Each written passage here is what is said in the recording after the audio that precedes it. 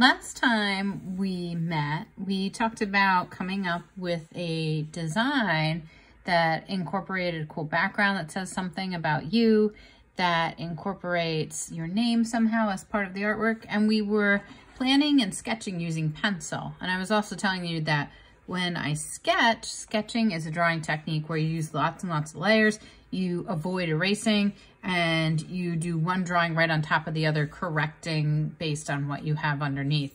And instead of just doing little back and forth shaky lines, you tend to use your whole arm, and I'm actually moving from my shoulder, which is hard to see.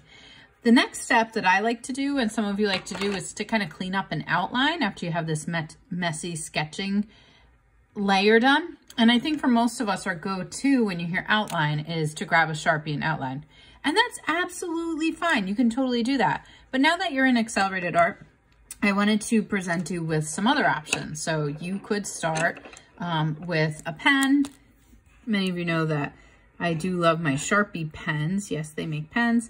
And you can start with something like that and do a really light outline and then start to build up and make some of your lines thicker, maybe even make some of your lines just kind of fade out.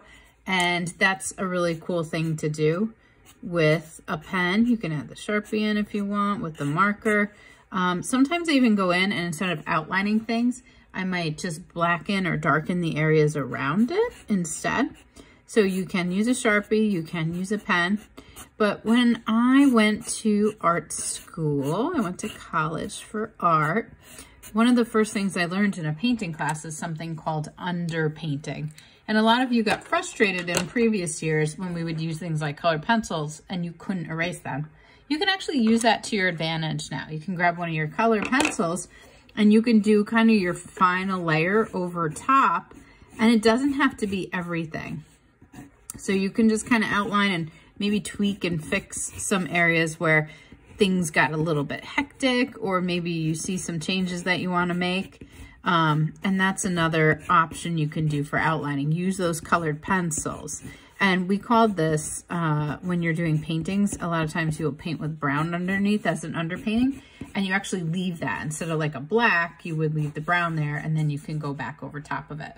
You can also outline with markers in other colors, and that's something I've been trying to work on in my own art, is really working more with markers and actually learning how to use them. And a lot of artists who use markers start with their lighter colors and they kind of add on, and they do these kind of under drawings with some lighter colors, and then they might go in and add some other colors. So same thing here. If I maybe want to outline just to get started, rather than going straight for black, maybe I'll just start to outline with a color like this blue-gray color, and I can use that. And really, one of the only reasons people outline certain areas, and you don't have to do everything, is just to kind of clean up the erasers, because then if there's something that you don't really want to see anymore, you can grab your kneaded eraser and you can erase without fear of really getting rid of some of the things that you just went over and finalized. So it kind of depends on your personality. Do you like the pencil lines? Do you not like the pencil lines? And you can see with the Prismacolor colored pencils, it's kind of cool because they don't go away.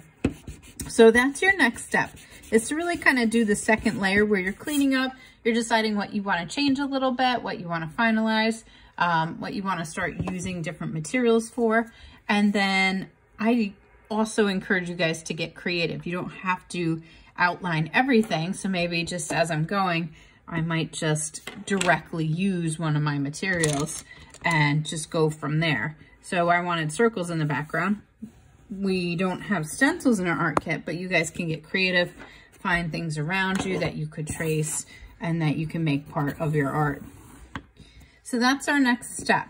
Layer number 2, finalizing it, maybe even starting to add color a little bit. Don't go too crazy with color or value yet, but really starting to pick and choose what aspects of your artwork do you like and you want to bring out more. Maybe what aspects of your artwork maybe need to tweak a little bit, and you can kind of go over and erase. And if you feel like you need to kind of clean up, if you're not a big fan of some of those lines from your pencil, you can start to get rid of them. Good luck, have fun, and remember, it's okay to make mistakes. Artists make mistakes all the time. we just turn them into part of our artwork.